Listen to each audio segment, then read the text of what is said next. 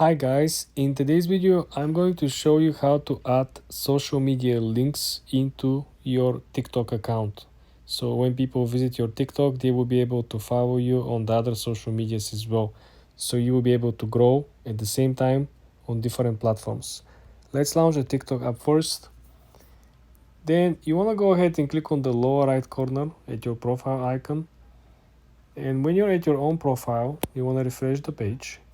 And then you want to click at edit your profile. Do you see the small button on the left? When you click edit your profile, you will be able on the last two options on the bottom of the page to add your Instagram account and to add your YouTube account.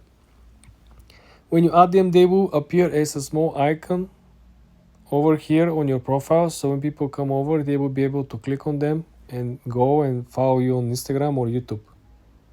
For more videos and tips like this, guys, subscribe and like this video.